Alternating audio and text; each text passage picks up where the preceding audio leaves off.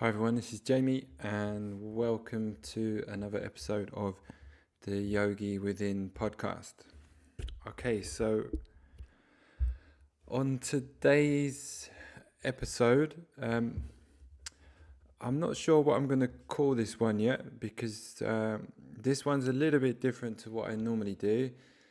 This is a little bit on request. I've had a few people request I talk about a specific subject, but because it's not such a huge subject, I'm going to combine a few different things that are similar. So I think this one will be a little bit of a mishmash of a few things, but it will make sense as I go through like it normally does.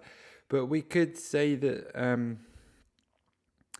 we could talk about the art of not doing. Now, I'll come into that a little bit later, really just around modern day culture of having to do so much or feel like we're being productive all the time, and I'll combine this with the how I'm going to start and how I relate this to yoga practice, and in particular the Ashtanga yoga system. So let's start with cross training. So this has come up quite a lot lately, and a few people have asked me to talk about this, and this conversation comes up I would say in general, time to time, talking to students and other practitioners around the need to be doing more, yeah? And I'm going to specifically relate this to the Ashtanga yoga system. So, is it good or is it okay, is the question I get asked, to cross-train, as in to do other movement modalities alongside your Ashtanga yoga practice. Now, the answer to that is it's nuanced, yeah?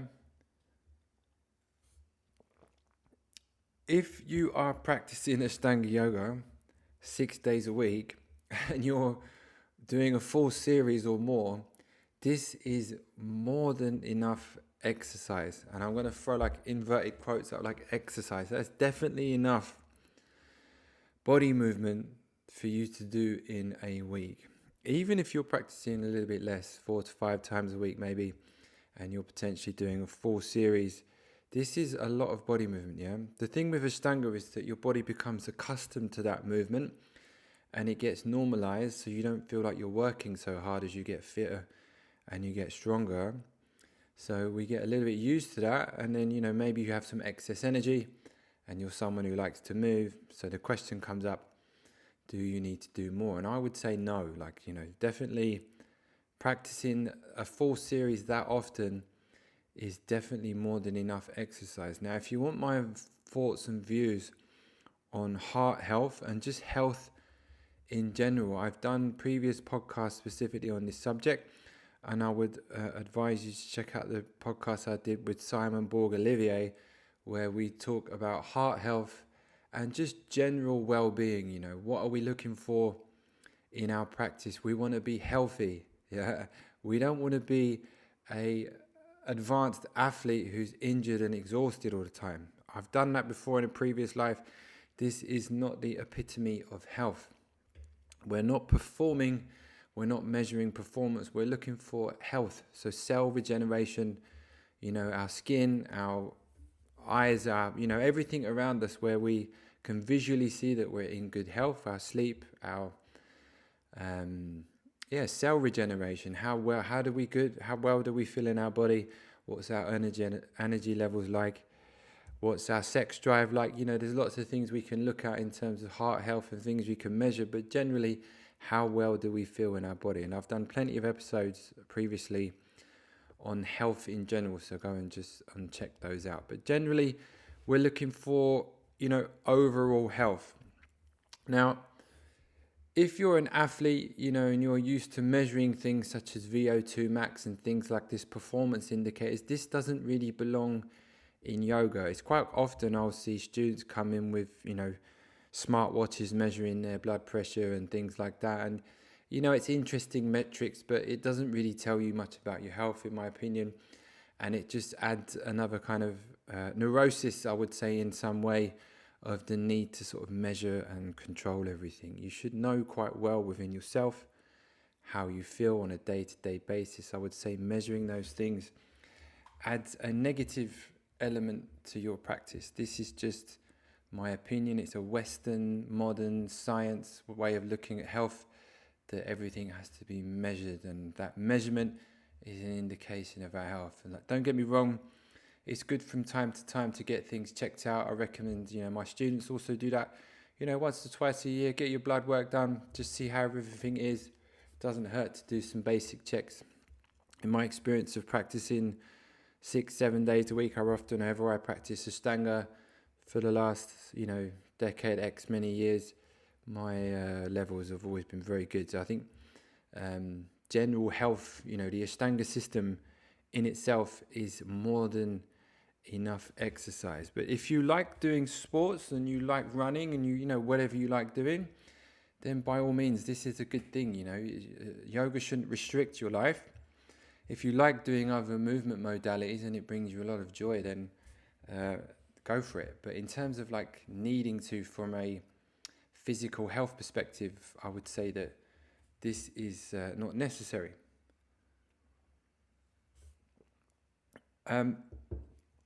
Some people say that they need to do extra cardio, or they need to do they need to do extra strength training in their yoga practice? Should they add weight training, and should they do things like circuit training or HIIT training or something like that? Again, I would say no. How strong does your body need to be? How strong does your heart need to be healthy? Again, if you enjoy doing those things, it's great. Go do that. It's fun. But from a health perspective, I would say that this is not necessarily, this whole idea that we have to have this high level of cardiovascular fitness to just be generally healthy, I think is a myth. I don't believe that to be true. How strong does your heart really need to be healthy? And I think what happens with the Ashtanga system is that, you get fit and strong, and then your body gets accustomed to that, so you become fit. You are fit, you're fit and strong from doing the series. And because your body gets used to that, there's this kind of myth that gets sold that we have to keep pushing that to be healthy. And I don't believe that to be true. Once you're fit and strong, you really just need to maintain it. And the fact that your body is used to that and it feels easier is, just enjoy that. That's a nice feeling. If you can kind of coast a little bit through primary series, for example, then I would say that you're definitely fit and strong. And how fit and strong do you need to be? That should be the question. We don't need to be pushing ourselves all the time, as you might do if you were a competitive athlete. And, measuring our body in that way is only really necessary if you're trying to perform at a high level in competitive sports, or even, weekend warrior stuff. If you're inclined in that way and you want to perform at your local events and stuff, then that stuff matters. But that really has no business, in my opinion, in the yoga room. Like I say, I've done plenty of podcasts about this. Go check out my one with Simon Borg-Olivier, particular on heart health. But, extra strength work, I'm generally an advocate for that. But again, I would say from the Ashtanga system's perspective, if you're working properly on the lift up and jump back, and you're adding those dynamic vinyasas into primary series, for example, this is definitely enough strength work, yeah? I mean, to lift up and jump back cleanly with control, potentially to the vinyasa count with the pauses, this is quite a lot of strength work. I think there's over 50 vinyasas in primary series. This is more than enough strength work. And if you're working your way into intermediate series, which is what most students should be doing, to balance out the forward folding in primary series, then there's enough strength work in the posterior chain. Because this is another question that comes up from students around adding, things like squats and things like that, deadlifts, to strengthen their posterior chain. I think that this is not necessary, in my opinion. If you're working correctly in intermediate series, the posterior chain of the body is definitely strengthened enough. I mean, I'm a bit unsure what people are actually doing in their practice sometimes. I generally barely recover for the next day. Like I need a full 24 hours for my body to recover fully from what I do. So I'm not really sure sometimes what some students are doing within the series themselves. Like, there's a lot of strength work in Ashtanga yoga. It is the most strength-based asana practice there is by far. Yeah. Again, I would say that if you feel you're not building strength in primary series, for example, there are lots of places to build strength in primary series. I mean, think about the vinyasas. Think about just the sun salutations. Yeah, if you're lifting or jumping on colder days, or if I'm feeling up for it, I'll generally press to handstand in Surya Namaskar A and B. The vinyasas, the transitions from Utkatasana, Virabhadrasana. These potentially can be press lifts to handstands. Primary series jump through. In my opinion, you should be working towards a controlled, clean jump through if you're able-bodied enough to try to. Not all students are. I'm not saying this is a must. This is more for people that are that way inclined and feel like working that way. Generally primary series, if you're doing super nice clean jump throughs and jump backs, pressing and things like that, that's a lot of strength work. Yeah, for the upper body, the core. More than enough strength work to, doing in a day, for example. And if you want to add extra things, I would say, if anything, you could add a few technical drills to work on your jump back. I do a jump back online course called the Jump Back Breakdown, just a quick plug. But in that course, because I do workshops on this, because it's very difficult to learn, there are times when in the past when I was learning the jump back, I did a few extra drills a couple of times a week in the evening, just for more body awareness. And at that time where I was practicing, I wasn't allowed to do any extra things in class. But in my shala, for example, I give students extra work and a couple of extra drills and things to do to help them work on the jump back during the Mysore room. So it depends where you practice. Some shalas will be a little bit strict on that, so you might do a little bit of extra work outside to work on the jump back and jump through. But in my room, and I'm sure there's other shalas out there, I teach that. I think the jump back and jump through is an integral part to the vinyasa system of Ashtanga yoga. And again, it's not for everybody. There are some practitioners where that won't be available, but for most people, this is the case. And it's nice that you're in a room or a teacher that will give you some progressive steps to help you with the jump back and jump through. Because if you're doing that fully, that's a lot of strength work. Yeah, the type of strength you get from the jump back and jump through is deep. The deep spinal muscles. I did a podcast just on building strength, if you want to go and check that out. So I won't go too much into that. But in terms of adding things, doing weight training isn't going to make you stronger for calisthenics. Yeah, so like doing bench press, clean and jerks, or pull-ups and stuff is interesting, but it's not really going to benefit you on your yoga mat. This is a different type of pushing. It's a different type of pressing. I would only advocate that if you really felt you needed to. On the rare occasion, I have met some students who are hypermobile, and occasionally it could benefit some students for adding a squatting routine into their week, but I would say that's very rare. I would meet someone who might need that. Mostly, like I say, if you're working correctly in primary series and you're working strongly in intermediate series, there's a lot of strength work there. I mean, Karandavasana, there's so much strength work in Ashtanga yoga. I don't think there's... so I'm a bit surprised sometimes when people ask me, should I be doing extra strength work? I would say work correctly in primary series. Yeah, learn the lift up and jump back.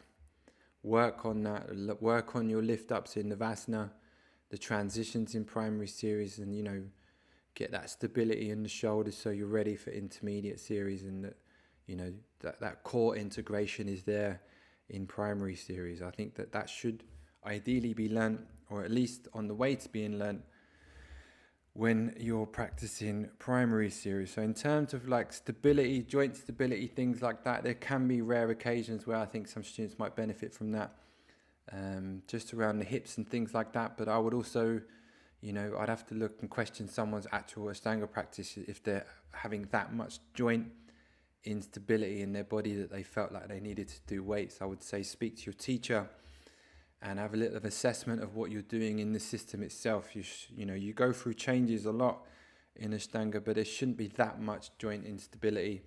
If it is, it should be temporary, and usually it's because the body is opening in some way and some change is necessary, and then you might have to dial things back a little bit. But this will tie in a little bit later actually around, the art of not doing. I'm gonna sidetrack a little bit and come back to that later.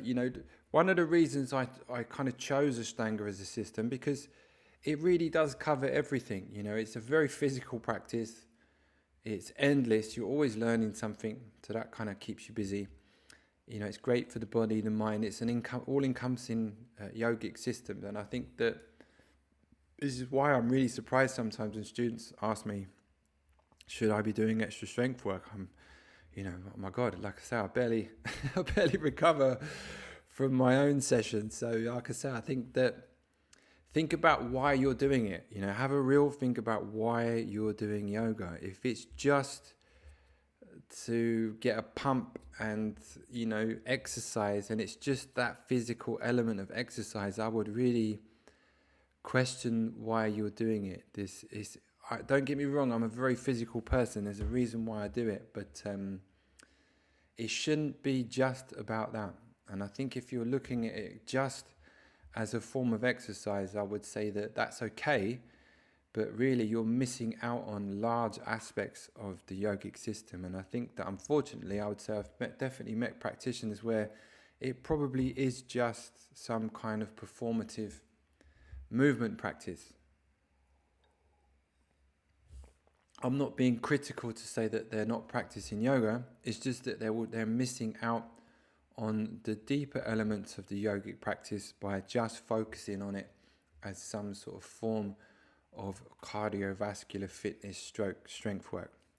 If you're doing it just for that reason, good luck to you. But I would say that really you're missing out on the deeper good stuff that comes from seeing it not just a physical practice. The reason I practice 6 days a week is not for the physical. Yeah, really, in all honesty, my body could do with a little bit more rest days here and there, if I'm balancing things in the correct way. But you have to listen to your body, and you have to work with the system in an intelligent way. When I come to my mat in the morning and I start, the intention is not to do some kind of performative yoga or some performative exercise. It is really a mental checking for most of the time. And what happens physically after that is what happens physically after that. So from a rest perspective, everyone's going to be different on that. Some people do need more rest days. Some people, it's detrimental for them to practice 6 days a week, especially if they have a super busy lifestyle, family, kids. It's definitely better for some people from an energetic point of view to practice a bit less. So it's up to all of us to understand what our constitution's like and how much we can actually do. But really, the benefits you get from practicing so often psychologically outweigh the physical aspects. And that's mostly, I would say, why teachers will advocate for practicing more often than less, is it becomes a ritualistic practice where you're checking in with yourself on your mat. I've talked about this a lot on previous episodes, so I won't go too much into that, but it's all about intention, like I often talk about on this podcast. An intention is really defines how we approach what we do. So, it's often, sometimes I've had students, who do, super long running sessions or something like that in and outside of class, and maybe even on the way to class. I would not advocate that whatsoever.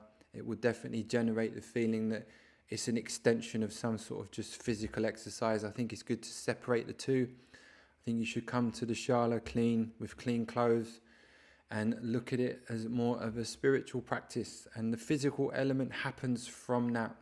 Again, it's the intention. When I come to the mat, you're clean, you're prepared, you're in a calm state of mind, your heart rate's calm, you're ready to start your practice, and you go from there. And the physical element comes from that initial intention. I think when I've met students who do like super long runs and they go to the shala and it's a continuation of that, I don't think that's correct practice. I wouldn't advocate that. I don't think it's actually probably so good for the body either. I think it's good to separate your physical exercises from your yoga practice. Now that sounds contradictory because we think about yoga as a physical form, but it's more about the intention. And I think that when you come to your mat, it's good to think about the way you're approaching it and the type of intention that you're bringing to your mat. So this is just my own personal preference as a practitioner, but also as a teacher. I wouldn't really advocate that for students to begin their practice in that way. It has a completely different vibe and intention. But I would say that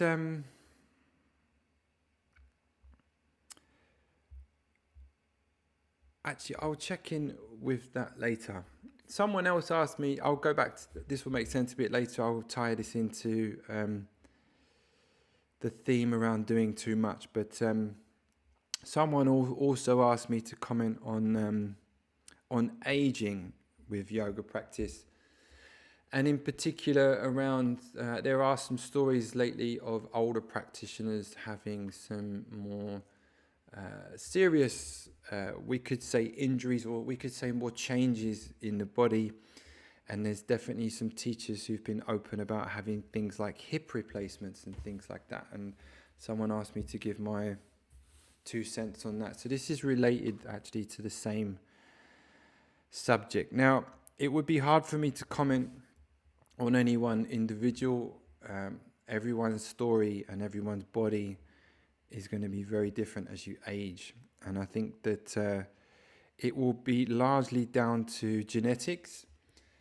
If you have any kind of debilitating structural things that change in your body, and some of that can be hereditary. So some people, they do have some kind of hereditary issues in their body where with joint dysfunction and potentially, bone and bone degradation, osteoporosis and things like that. So it is very much dependent on the person and their family history. So if that's something that's in your family and it's something you have to deal with, then I think it really is just something you're going to have to deal with as you age. And we'll have to adapt and make changes as you age. Now, also, I think it really depends on the type of person and the way that they've approached the Ashtanga Yoga system.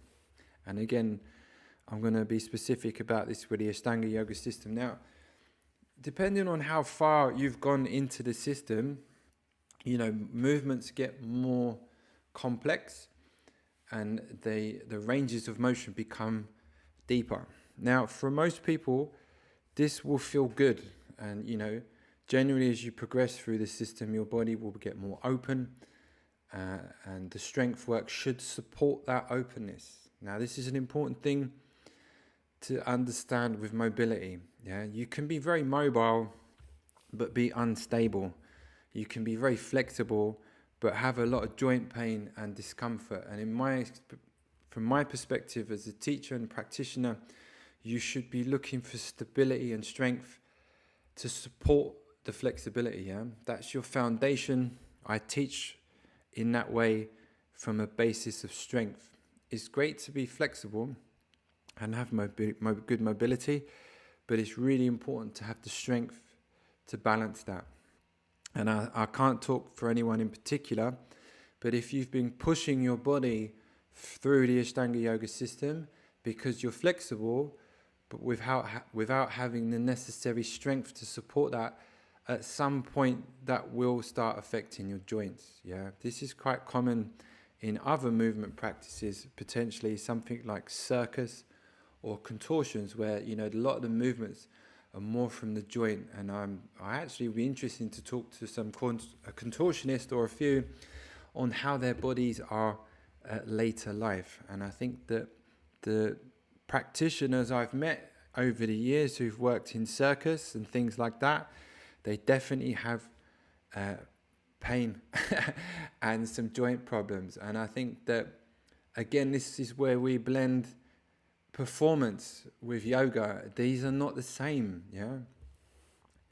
Performative asana is not yoga. It's great to look at on Instagram, and it's cool to see people do things, but it's interesting to see and observe those people over time and how their bodies are over time, yeah? The body should be strong and stable and not just looking good for a few shots on Instagram, but off camera their bodies are a complete mess. This is not a good indication of someone's yoga practice. It's an indication potentially of performative asana. And I think that I can't talk for anyone in particular because everybody's different, but this is something to keep in mind with things like osteoporosis and something that might develop into hip replacements. If you're from a dance background potentially, or something that has a performative element, and you're pushing your body through the series without the correct strength work to balance that out, I would say that over time this is going to wear things down and potentially lead to something like a joint replacement. This is not what we're looking for in our yoga practice, yeah? Something else I would say on top of that is Ashtanga yoga can also draw practitioners who might not have the best relationship with food. This is a very rigorous practice in essence. You need to be eating properly, yeah? Unfortunately, some of us don't have the best relationship with food and our bodies, and that's really sad and unfortunate. But I've also met practitioners who've healed that through this Ashtanga yoga system. I had Paige Elizabeth on the podcast. We talked about this a little bit there, and I know that she developed a good relationship with her body through the Ashtanga yoga system. So it definitely is healing if it's practiced in the right way. If you're using your asana practice in the correct way, it is definitely a healing practice. If it's used as something just to push and reinforce negative patterns, then obviously over time this is going to get worse. If you're not eating enough and you're not getting enough nutrients into your body, this is going to potentially develop into osteoporosis. This is going to degrade your bone density, and if you're pushing and forcing and tearing and ripping over years, this is just going to have a detrimental effect to your body and potentially cause things like joint degradation, and maybe even having things like a hip replacement and things like this. So it's nuanced, yeah, like most things. There isn't, this is bad, this is good. It's very much dependent on the practitioner, their family history, and how they've approached the practice, and really how they are with food. And I would say that it would be good for people to be honest about their relationship with food and how that's been over the years and how that might have negatively affected their yoga practice. Because if you're not eating enough, and there is a history of this in Ashtanga yoga, unfortunately, of practitioners wanting to be very thin, and the system might not be helping them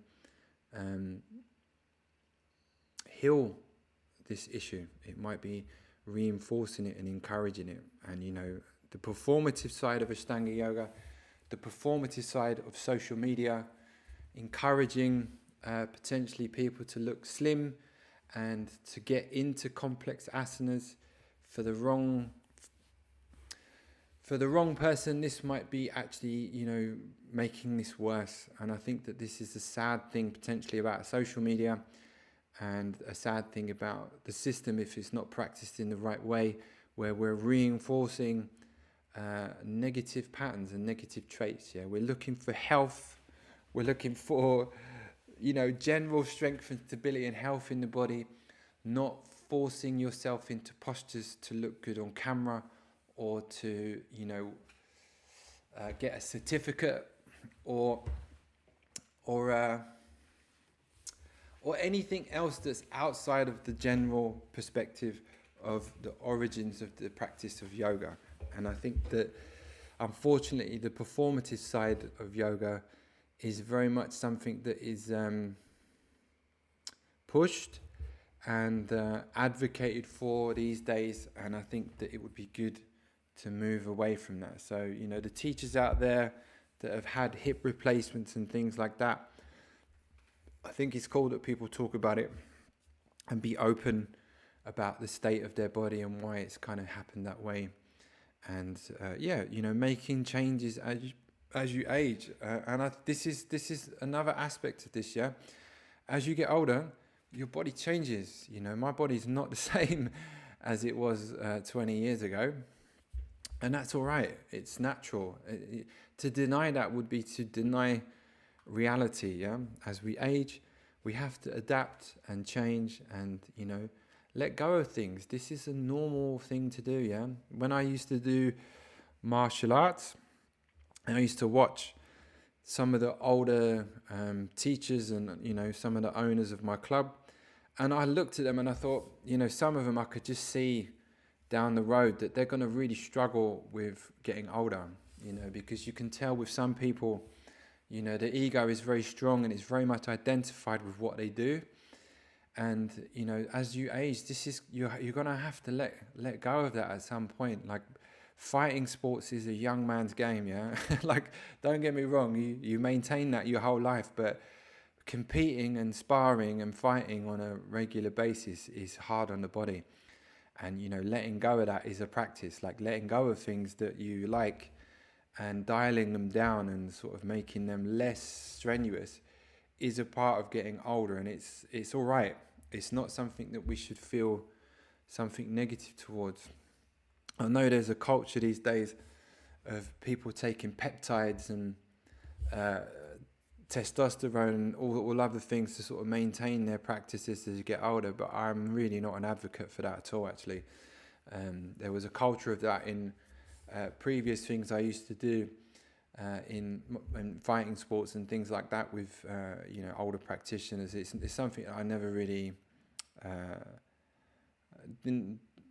wasn't attractive to me. Yoga for me has always been about being in sync, and, you know, artificially changing that never really felt in line with me as a person.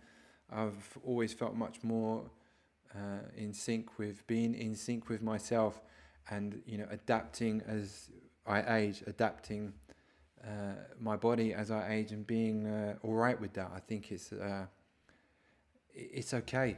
Yeah, I'm actually sort of semi looking forward to it a little bit. Like, I've done a lot of things with my body from a young age, so, and I really enjoy that. But it feels good to let that slow down in a way. You know, it feels all right to sort of dial that down as your energy levels change, and letting go of that. When I see older practitioners who, in not just yoga but in, you know, fighting sports and that, are just, you know, still at it in a hardcore way, I sort of question a little bit their motives and why they're doing it. And I think ultimately, if I'm being honest, I believe it's down to some insecurity, really, or something that hasn't really been acknowledged, that, you know, just to keep that level of performance and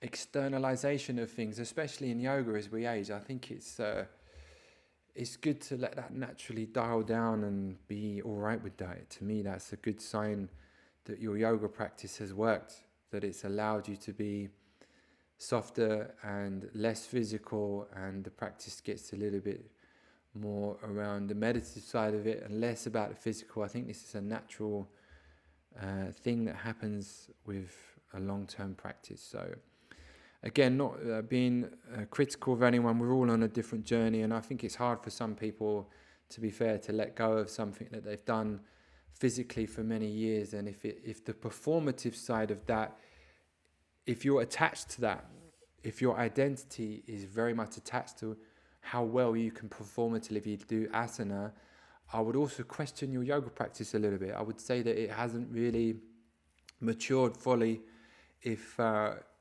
you do have such a strong attachment to the physical as you age, and that is probably a sign as to why the body is in the state that it's in. I would say that a good conversation was with Simon Borg-Olivier, and we talked about this. And I'm not sure if we talked about this off camera. Actually, I can't remember. It was quite a while ago now, but he had an amazing asana practice.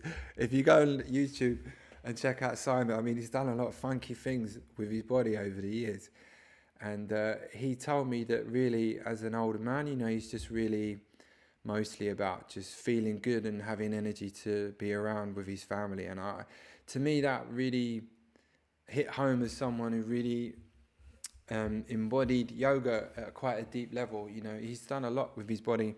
He mostly just wanted to just feel good and have good energy for his family and his kids. And I could see that he was shifting into different phases of his yoga practice. And I think that's a good sign of someone's maturity and understanding the deeper aspects of their yoga practice. And I think that it's natural. And again, to deny that is to deny reality.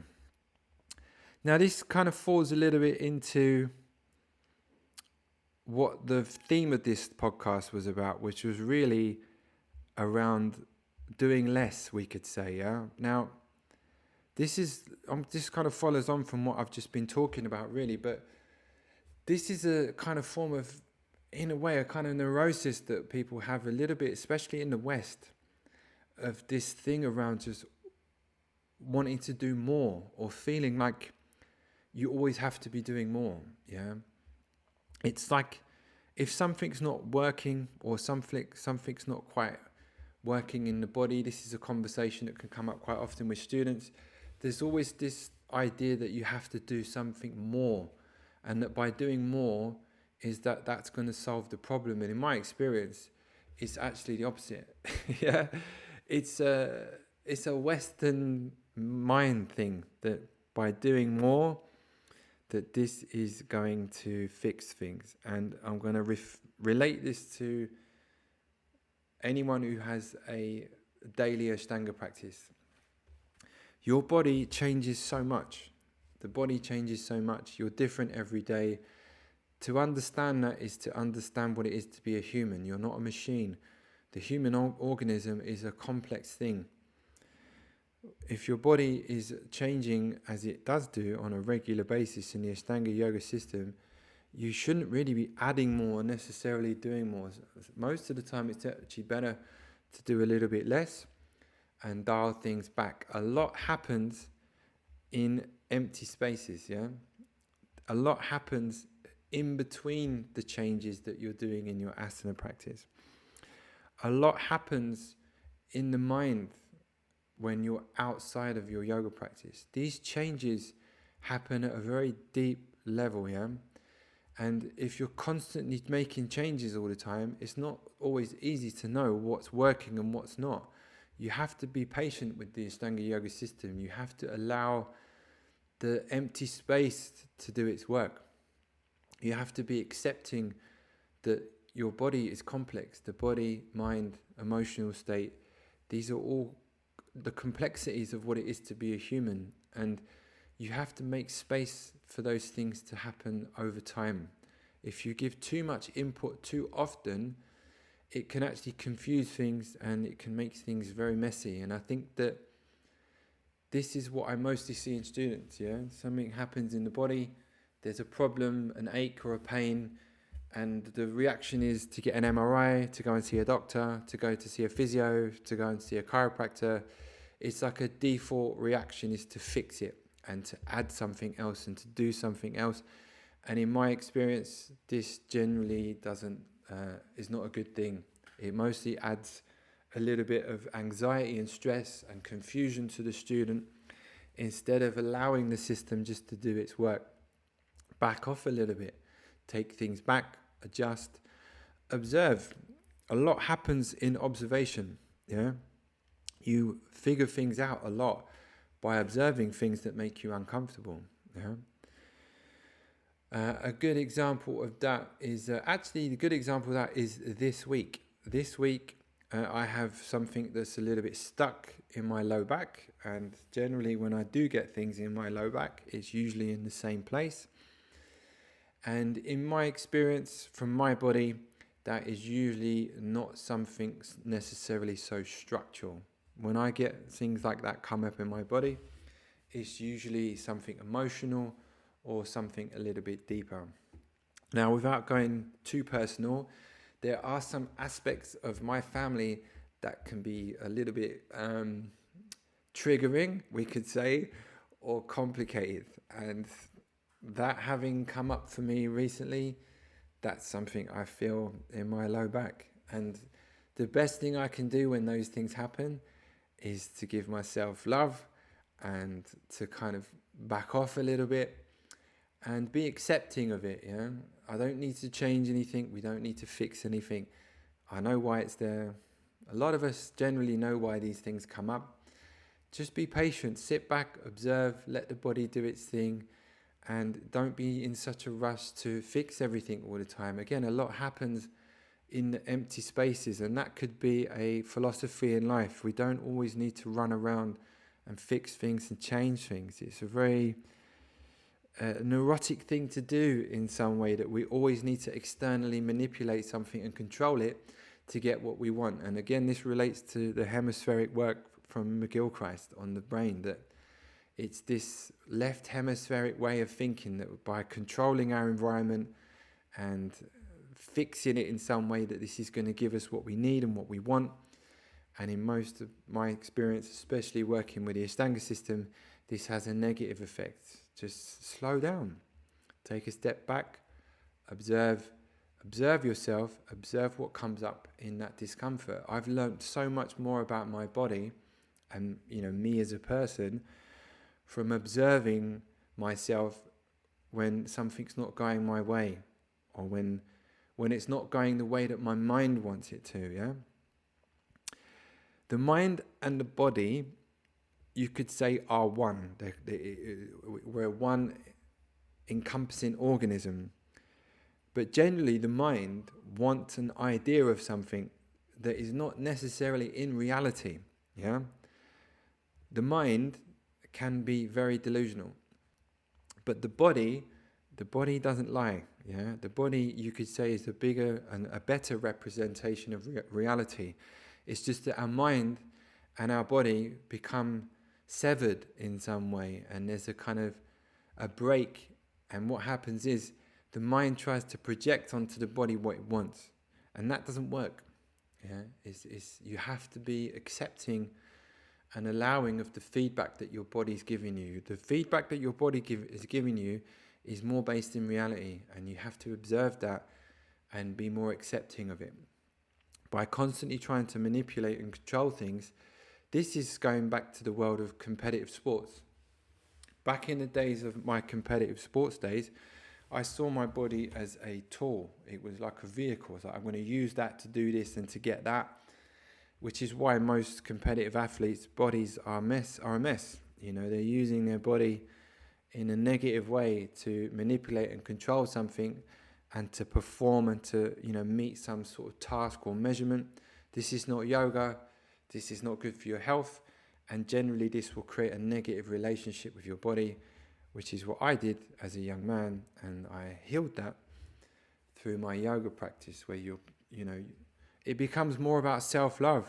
Let's say, for example, this week I've got a little bit of back pain. It's a time when I need to be softer with myself. It's a time when I need to show myself more love, not pushing and forcing it. And I have to question some practitioners that, maybe their bodies are in a mess, especially as they get older. Like, what did they do during the periods when their body wasn't working so well? Did they give themselves love and compassion? Did they back off? Were they softer? Did they change the series? Did they adapt?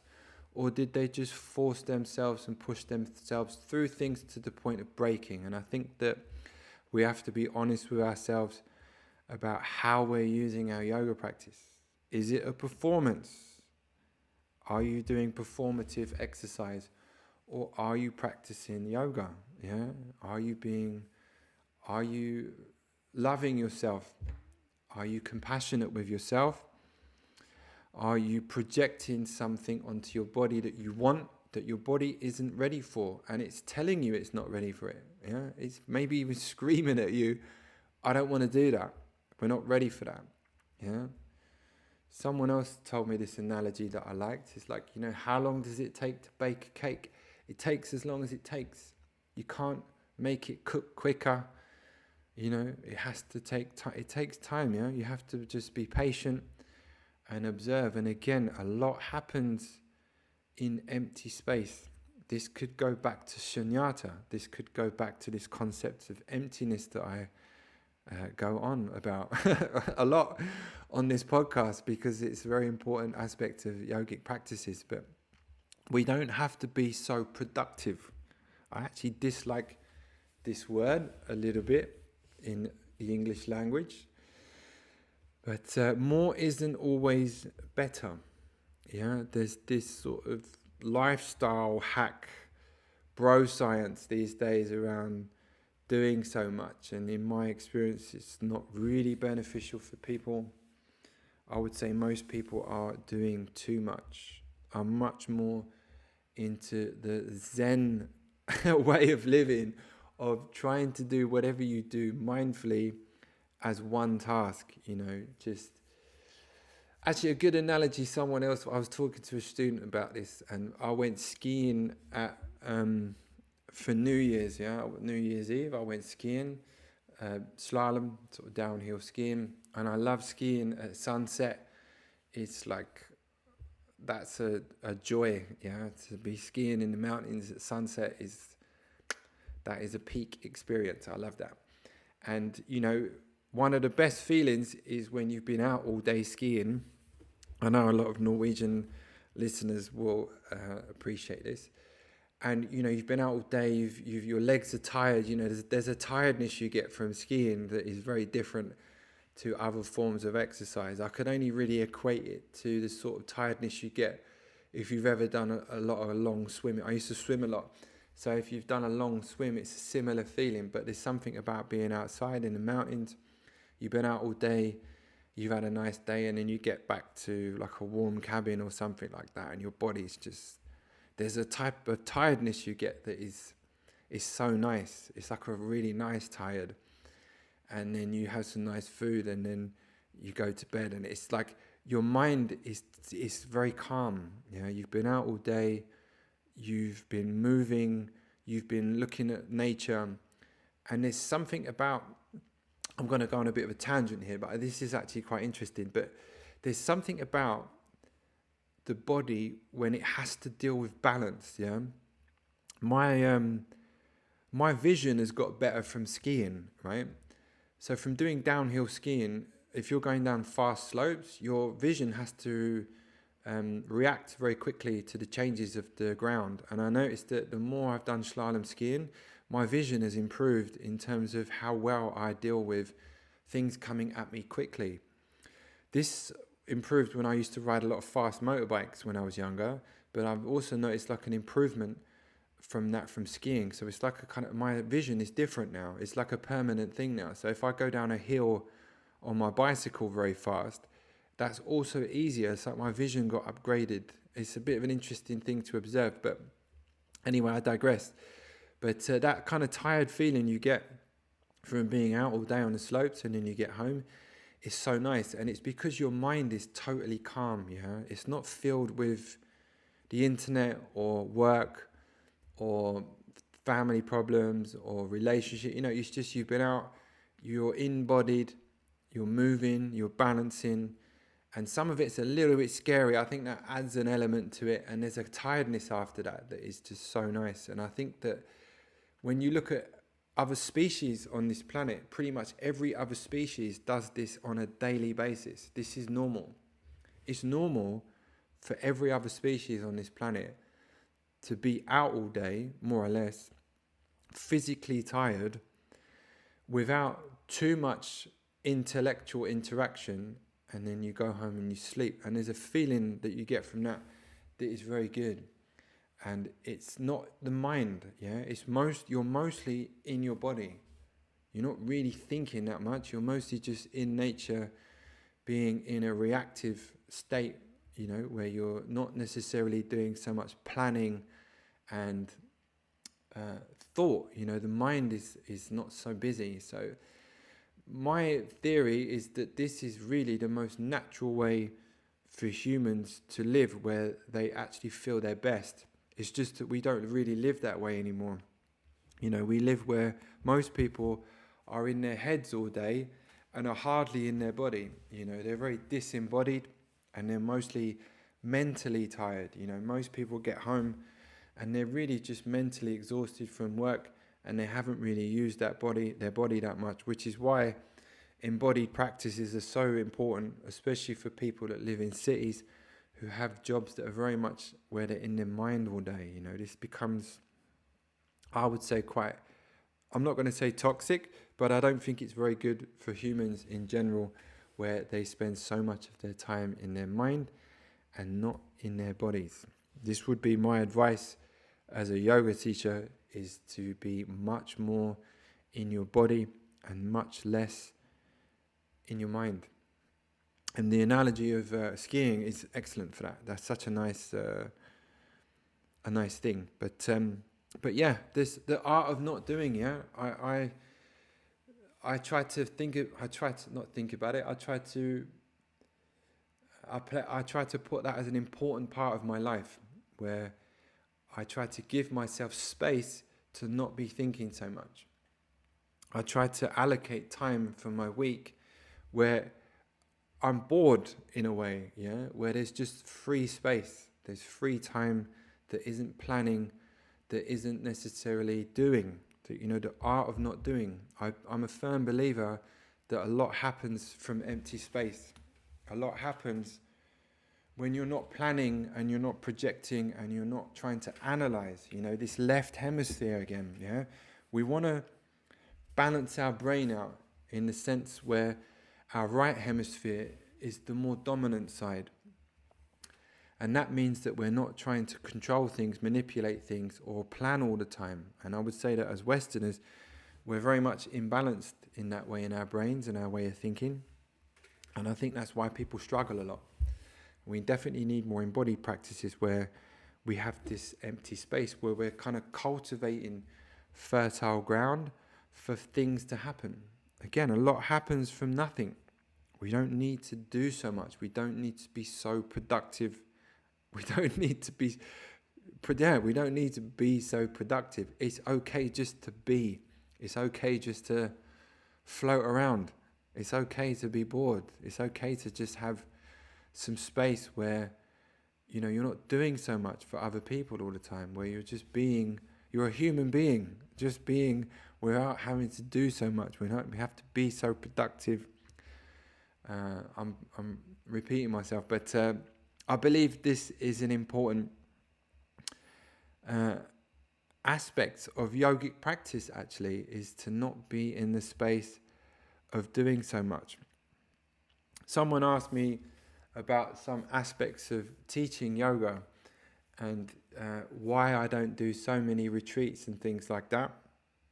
And it's because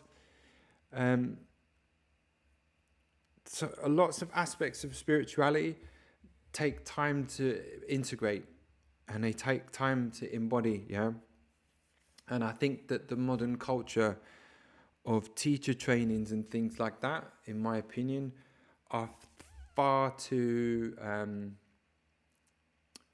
compressed. That's the word. So there's this idea of compressing a ton of information into a weekend or over a period of time, that students feel like they're learning more by compressing all of this information into a short period of time.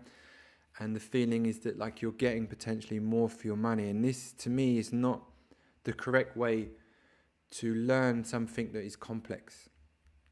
For example, my philosophy on Bandha, which I've sort of developed from my teachings from Ian, this has taken me a long time to embody, I mean, at least 10 years, maybe longer, I don't really know. It's taken a really long time to really fully embody at a deep level the philosophy and the concept of Bandha. And I think that when I relate this to other practices I've done, the best teachers I've had have taught me things in that way. When I was learning martial arts, it was the same. Yeah, the teachers very much told you from the beginning, this is going to take you a long time to learn, and you just have to come here often and practice. There was no compressed weekend tuition. There was no compressed trainings. It was just come often, and it's more like a drip feed thing, yeah? You know, drip, drip, drip, drip, drip, drip. Over time, these things slowly get ingrained, and you learn things in a more natural way.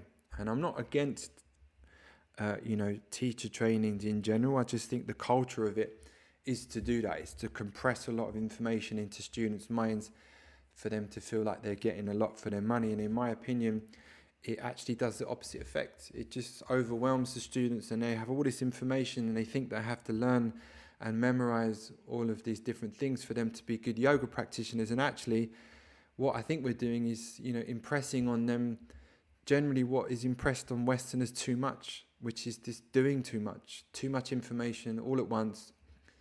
And it's overwhelming, and it doesn't really go in the correct way.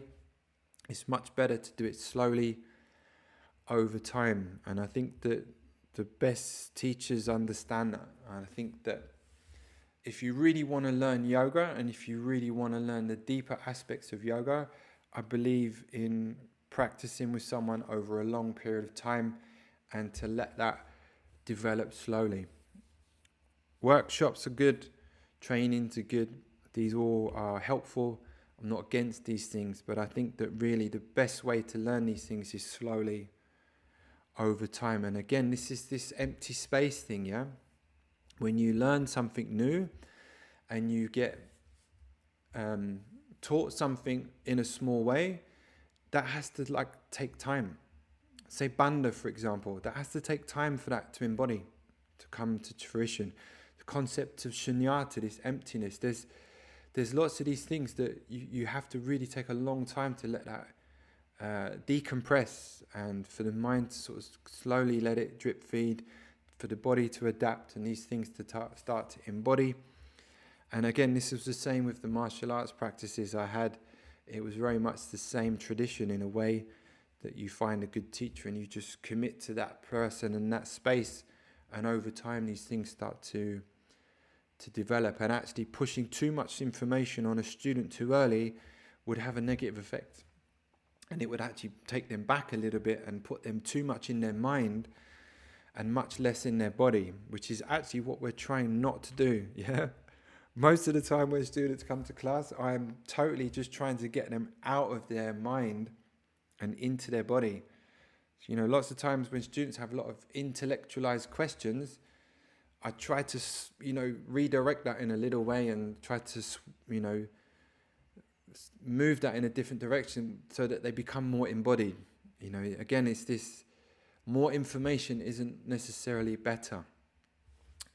Being more embodied, seeing what happens in the empty space from being embodied, you will learn much more about yoga that way, in my opinion, rather than overwhelming yourself with information. And again, this art of doing more, getting more information doesn't necessarily advance you in learning something. It can have the opposite effects, especially for students who are from an academic background where maybe they feel that reading more, doing more, learning more will progress them in some way. But in my opinion, this has a negative effect where it kind of overloads the system, and there's just far too much to think about. And we're just used to thinking about a lot these days. We're used to being stimulated a lot. We're used to having a lot of information pushed on us. This is a kind of neurosis of modern day living. I'm a believer of moving away from that and teaching things in a slower way. And really that's the theme of this podcast, is the art of not doing. Yeah, this is a life skill in a way. A lot happens from sitting back. A lot happens from observing things. A lot happens from not doing. A lot happens from not speaking. A lot happens from not thinking and just being in an observational role and letting things play out. And this is the same for the body, and this is definitely for the Ashtanga yoga system. Don't feel like you need to do so much all the time, and not that you have to fix everything. Let things play out, be patient, let things evolve naturally, and observe a little bit. You'll be less stressed, less anxious, more accepting, and more calm. And again, that's more yoga, yeah? I would say that's practicing yoga. You're becoming more yogic by doing things in that way, or not doing things in that way. More is not necessarily better. Ultimately, I believe the goal of these practices is to cultivate intuition, and intuition comes from observation. Intuition comes from empty space. That voice, that inner voice that you get better at listening to, your guide, comes from empty space. It doesn't come from external information. It doesn't necessarily come from doing more. It comes from being quiet. It comes from observation. I think I have probably said enough on those topics.